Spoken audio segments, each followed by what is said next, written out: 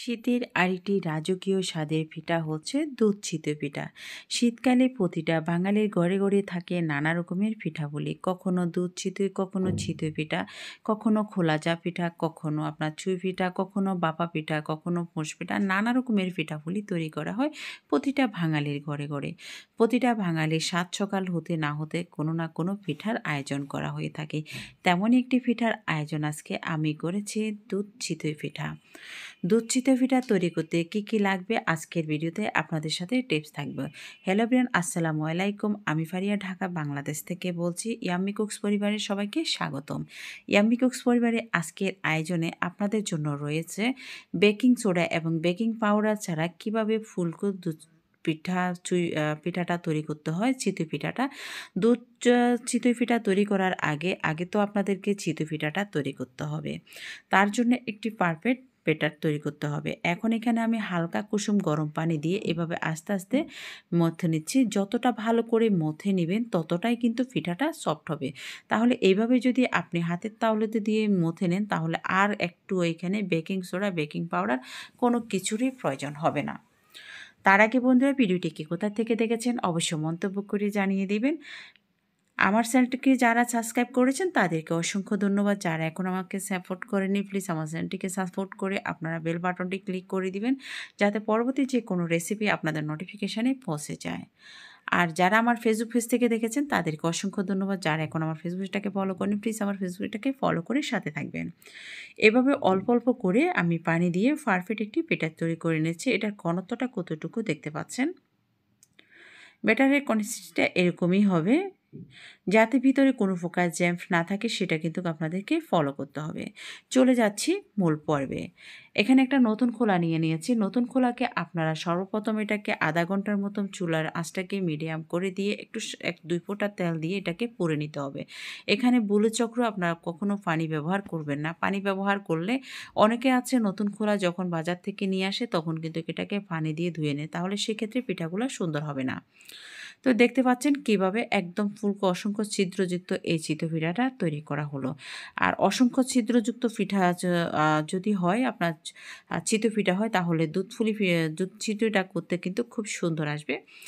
তো দুধ পুলি করতে করতে আসলে দুধ চিতইয়ের মাঝখানে আবার কিন্তু দুধ পুলির কথাটাও কিন্তু চলে আসে।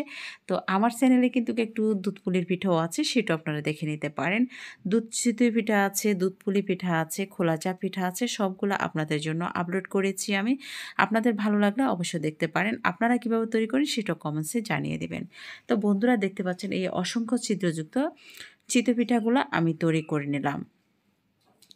এখন যে দুধ চিতই পিঠা তৈরি করব তার মূল পর্বে চলে আসলাম। এখানে আমি 1.5 লিটার দুধ নিয়ে নিয়েছি। 1 কাপ দিয়ে দিয়েছি আপনার দুধ পাউডার, যেটা একদম ফুল ক্রিম। আর দিয়ে দিলাম 1টি তেজপাতা, 2 টুকরো দারচিনি আর 2টা এলাচ দিয়ে দিব সুন্দর একটি ঘ্রাণ আসার জন্য। এলাচ দিলে আপনার পিঠার ভিতরে সুন্দর একটি ফ্লেভার আসে। এখন এটাকে দিয়ে আমি ফুটিয়ে নেব। এটাকে এখন মিক্স করে নিচ্ছি। দুধটাকে আমি জাল দিয়ে নেব। এখন এখানে আমি আজকের পিঠাটা তৈরি করার কথা ছিল খেজুরের রস দিয়ে। তো দুর্ভাগ্যবশত সেই খেজুরের রসটা আমি দিতে পারিনি। আমার কাজের যে খালাটা কাজ করে উনি পানি মনে করে, সেক্ষেত্রে উনি রসটাকে ফেলে দিয়েছে। তো তার জন্য আজকে আমি এখানে খেজুরের গুড় দিয়ে দিয়েছি। খেজুরের গুড়টাও কিন্তু আমাদের বাড়িতে করা। তো এখন এখানে আমি এটাকে আরও 2 থেকে 3 মিনিট ভালো করে উঠিয়ে নেব। এখন এখানে দিয়ে দিয়েছি 1 কাপ কোরানো নারিকেল।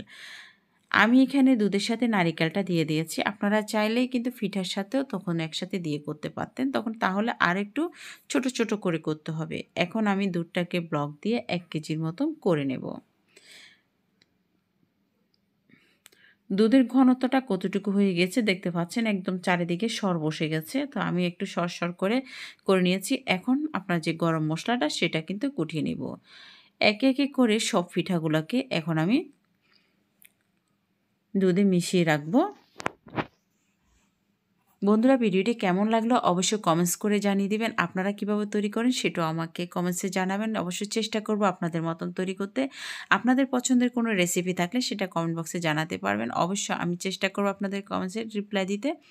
তো তো এখন এটাকে আমি ঢেকে দেব। দুধটা কিন্তু গরম থাকতে হবে। পিঠাটা যদিও ঠান্ডা হয়ে যায়, গরম দুধে কিন্তু আপনাদেরকে এভাবে পিঠাটা দিয়ে দিতে হবে। তাহলে পিঠাটা খুব সুন্দরভাবে ফুলে উঠবে। এখন এটাকে আমি ঢেকে দিয়ে 6 থেকে 7 ঘন্টার জন্য রেস্টে রেখে দেব। যতটাই রেস্টে রাখবেন ততটাই পিঠাটা কিন্তু ফুলে উঠবে। আর আমার এটাকে আর এর থেকে বেশি রাখার দরকার নেই, কারণ আমি চিতই পিঠাগুলো একটু পাতলাভাবে করেছি।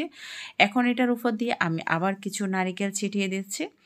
আমার কাছে চিতই পিঠা এভাবে নারিকেল খেতে কিন্তু খুব ভালো লাগে দুধ চিতইতে। এখন এটাকে দেখে দিয়ে আমি 5-6 ঘন্টার জন্য রেস্টে রেখে দিলাম। 5-6 ঘন্টা পরে ফিরে আসলাম। বন্ধুরা দেখতে পাচ্ছেন একদম পিঠাটা কি সুন্দর ফুলকোভাবে ফুলে উঠেছে। তো এভাবে তৈরি করে নিতে পারেন মজাদার দুধ চিতই পিঠা। পরিবার পরিজনদেরকে নিয়ে এভাবে খেতে পারেন। পরিবারদের ভিতরে মুরব্বীরা কিন্তু খুবই পছন্দ করে এই দুধ চিতই পিঠাটা। তো এখন আমি পরিবেশনের জন্য আমি নিয়ে নিচ্ছি। তো এই মজার পিঠাটা যদি আপনাদের ভালো লেগে থাকে আমাকে অবশ্যই সাপোর্ট করে আমার সাথে থাকবেন। আসসালামু আলাইকুম।